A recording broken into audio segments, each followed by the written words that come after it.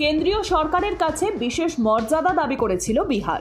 যদিও বাজেটের আগের দিন তা খারিজ করে কেন্দ্রের তরফ থেকে সাফ জানিয়ে দেওয়া হয়, বিহারকে এই মর্যাদা দেওয়া যাবে না। শুধুমাত্র বিহার নয়, বিশেষ রাজ্যের মর্যাদা দাবি করেছিল অন্ধ্রপ্রদেশও। তবে কোনো রাজ্যকেই সেই মর্যাদা দেয়নি কেন্দ্র। বিশেষ রাজ্যের তকমা দেওয়ার ক্ষেত্রে কেন্দ্রের প্রধান বাধা চতুর্দশ অর্থ কমিশনের একটি প্রস্তাব। 2015 সালে কমিশন এই তকমা তুলে দেওয়ার প্রস্তাব দেয়। কেন্দ্রের তৎকালীন বিজেপি সরকার সেই প্রস্তাব গ্রহণও করে। তবে অর্থ কমিশন ওই বছরেরই 11টি রাজ্যকে বিশেষ রাজ্যের তকমা দেওয়ার প্রস্তাবও দেয়।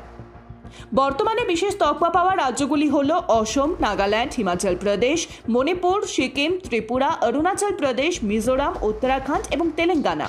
ভারতের সংবিধানে অবশ্য এই বিশেষ রাজ্যের তকমা দেওয়ার কোনো সংস্থা রাখা হয়নি।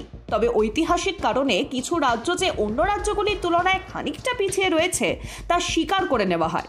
এই স্বীকারোক্তির সূত্র ধরেই 1969 সালে পঞ্চম অর্থ কমিশনের প্রস্তাব মেনে বিশেষ রাজ্যের তকমা দেওয়া শুরু হয়। তবে কমিশনের শর্ত ছিল বিশেষ তকমা পাওয়া রাজ্যের পাহাড়ি এলাকা বা কঠিন ভৌগোলিক অবস্থান হতে হবে, কম জনঘনত্ব, আদিবাসী বহুল হতে হবে, সীমান্ত এলাকায় কৌশলগত অবস্থান হবে, আর্থিক এবং পরিকাঠামোগতভাবে পিছিয়ে পড়া ও রাজ্যের কোষাগারে বেহাল অবস্থা হতে হবে। এখন প্রশ্ন হলো, বিহার কেন বিশেষ রাজ্যের তকমা পাওয়ার আর্জি জানাচ্ছে? বিহার প্রশাসনের বক্তব্য, তাদের একাধিক অর্থনৈতিক প্রতিবন্ধকতা রয়েছে। প্রথমত, সেভাবে ওই রাজ্যে শিল্পায়ন হয়নি, বড় অঙ্কের বিনিয়োগও আসেনি। বিহার সরকারের যুক্তি, ঝাড়খণ্ড আলাদা রাজ্য হয়ে যাওয়ার পর একাধিক খনি শিল্প নিয়ে গিয়েছে, ফলে বিহারের অর্থনৈতিক অগ্রগতি থমকে গিয়েছে। দেখা গিয়েছে শিল্প, কর্মস্থান এবং খনিজ পদার্থের আকাল। সম্প্রতি জাতগণনায় দেখা দিয়েছে বিহারের 1/3 মানুষ দরিদ্র, তাই তাদের অর্থনৈতিক এবং সামাজিক মানোন্নয়নের জন্য অর্থের প্রয়োজন। যদিও অর্থনীতিবিদদের একাংশের মতে স্বাধীনতার এত বছর পরেও কোনো রাজ্য যদি অর্থনৈতিকভাবে বেশ খানিকটা পিছিয়ে থাকে, তাহলে বুঝতে হবে নীতি নির্ধারণের ক্ষেত্রে সেই রাজ্যের বড় গলদ রয়েছে।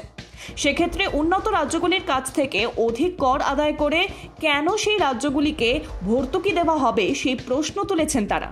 তাছাড়া কিছু রাজ্যকে এই বিশেষ তকমা দিলেও অন্য রাজ্যগুলির এই একই দাবি জানাবে।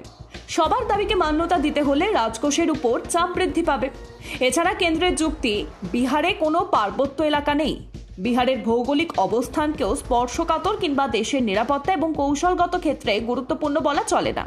প্রায় একই যুক্তি খাটে অন্ধ্রের ক্ষেত্রেও। তাই এই সব যুক্তির কথা মাথায় রেখেই দুটি রাজ্যকে বিশেষ মর্যাদা দেওয়ার দাবি খারিজ করে দেয় কেন্দ্র। যদিও বাজেটে প্রচুর বরাদ্দ করা হয়েছে এই দুই রাজ্যের জন্য। Bureau report, Ritam Bangla.